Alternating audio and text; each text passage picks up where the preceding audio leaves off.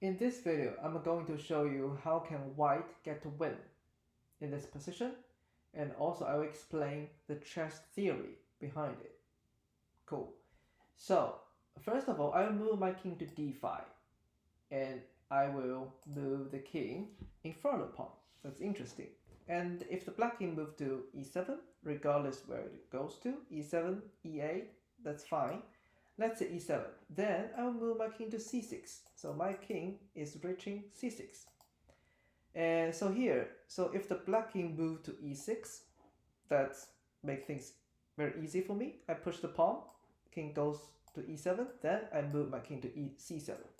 So in this position, my king has secured the 3 squares where my pawn is heading to, which means I can guarantee to get a queen promoted. So what if the black king goes to d8? Okay, so in this case, I will move my king to d6 first, opposing the black king, forcing it to either e8 or c8. If it goes to c8, I will move king my e7. If the king goes to e8, I will move my king to c7. And this is what we call outflank. Basically, if our opponent king move to one side after the opposition, I move my king to the other side. And if the king go up, wherever it goes, I can push the pawn. And it's the same as last time. My king has secured all the squares where my pawn is heading to. So I can have a queen in 3 moves. So I will explain why did I make this move. So this is about key squares. For a white pawn at d4, it has 3 key squares. So what are the key squares?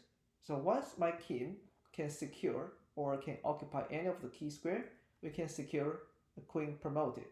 So that's why I move my king to d5, because I have 3 squares to move, and most importantly, the black king, even though it reaches e7, it cannot protect c6. So I always have a key square to move my king to. And in this case, the king goes to d8, and I didn't move my pawn to d5.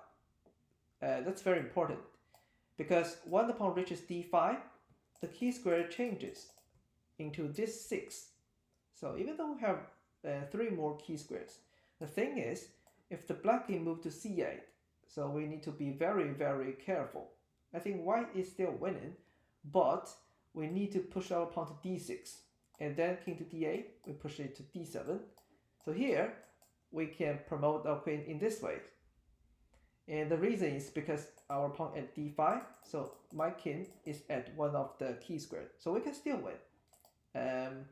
But I would like to do another way around. That is, move the king first, opposing the king, and then outflank. This is what I showed you earlier.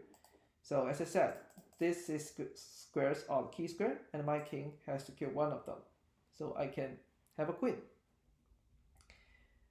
So what if in the very beginning I move king to e5? Does it make a difference? Yes. So the king goes to e7, and from the defender side, it's pretty clear that we have to prevent the white king stepping in any of the key square. So in this case, if I move king to d5, I can move king to d7, opposing the white king. The white king cannot control the key square. So if I push pawn to d5, I move king to d7. Remember what are the key squares? So the white king cannot step in. If king to b6, I move king to d6. I can take your pawn. So if you go king to d4, I can move my king to d6, getting close to your pawn. And if you move to e4, I go down, e5, e7. So the key squares are there, and unfortunately, none of the square the white king can occupy. So d6, king to d7, so the game will end up as a draw, because the black king can secure all the key square. And this is something we need to be aware of, and if we have this key square in mind, we know the first step is king d5 instead of king e5, because we can always secure a key square in this position. Thank you for watching.